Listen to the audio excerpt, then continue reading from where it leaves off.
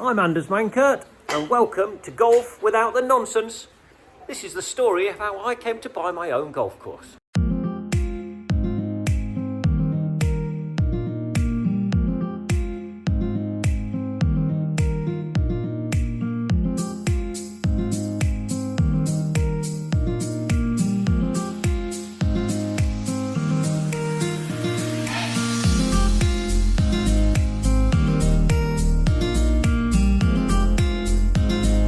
I was at a private members club, a typical private members club run by a committee, and like so many other golf pros up and down the country, you are really at the helm of getting on with the committee or the captain or the chairman or whoever it is. Every year you look at who's in charge for that year, and you either think, great, they like me, or oh dear, they don't.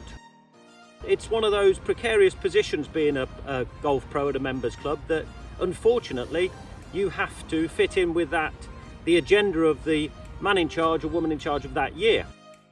In my own case, it was a case that I'd worked there for 7 years. I'd built up a fantastic tuition business and fitting business from nothing. There was nothing there before, and we built it up through sheer hard work.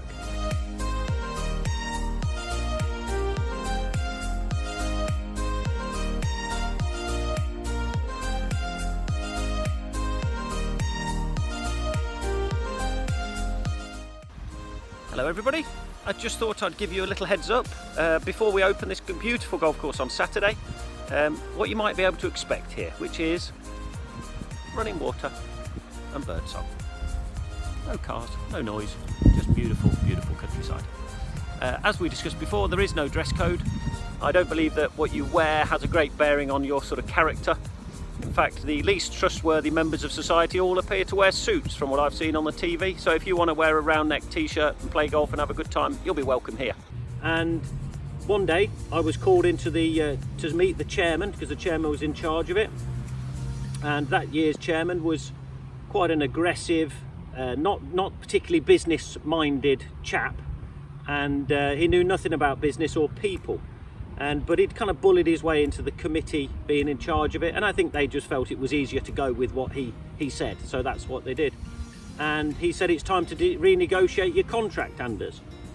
And naively, I thought it was probably going to get better, because we'd brought a lot of members into the club and increased the revenues from visitors and things like that.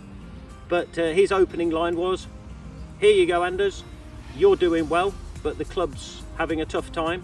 So here's the proposal. And the proposal that was put before me was so aggressive in terms of financially that we couldn't continue there, literally.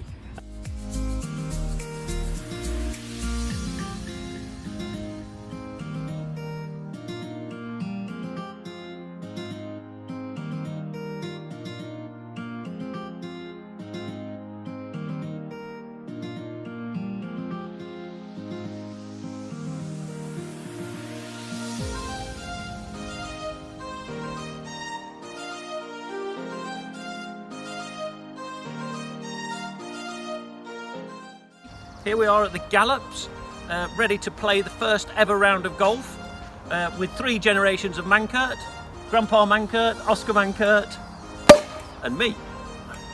Here we go. Champagne? Yeah! Good boy. And in the end, it meant we had to take a decision of whether we stayed under a financial position that was non-viable for me or anybody else, or we took the decision to go somewhere else. And I was fortunate because at the time, 15 minutes down the road, there was what used to be the Odeby Golf Club the lease came up for sale. And it had been dormant and overgrown for 7 or 8 years, but the location was amazing. Right in the middle of the city of Leicester. And the golf course itself, yes, it was overgrown and in a mess, but it was there all the same.